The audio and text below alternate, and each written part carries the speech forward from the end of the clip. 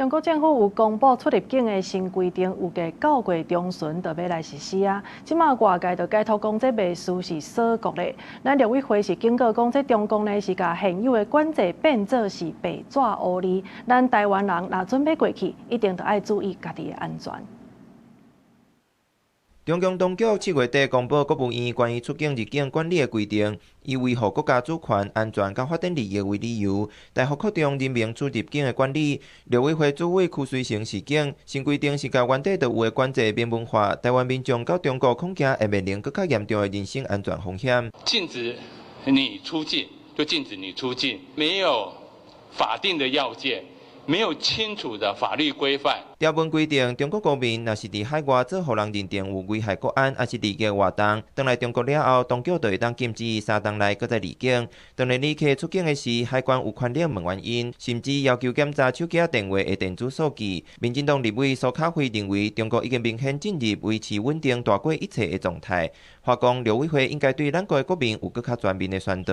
這個電子數據呢，在中國實務執行起來以後，包括什麼呢？其實包括手機、電腦，甚至你的社群媒體內容，甚至是雲端資料，都有可能成為審查的對象。中國大陸的學生也經常打電話來陸委會說，他可不可以來台灣留學？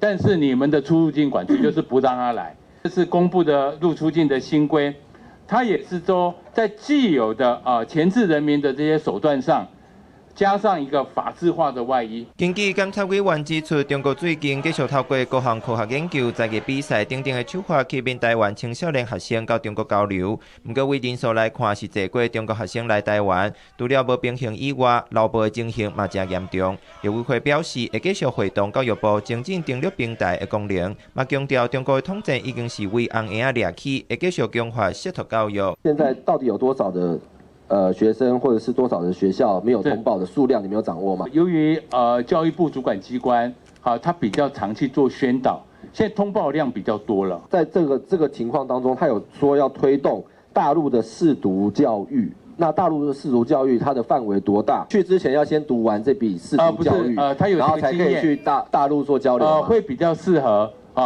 不要說人家就是類似像看統戰行程，統戰的愛國基地。目前兩化直航有15個定期航點，甲13個包機的航點。立委張智倫反映有台商希望增加，解決來往民眾搭佇小三通的狀況。屈水成回應，目前航空業者無運力，嘛透露咱國的直航業者一直咧申請增加往上海的航班，不過無得到對方的回應。記者綜合報道。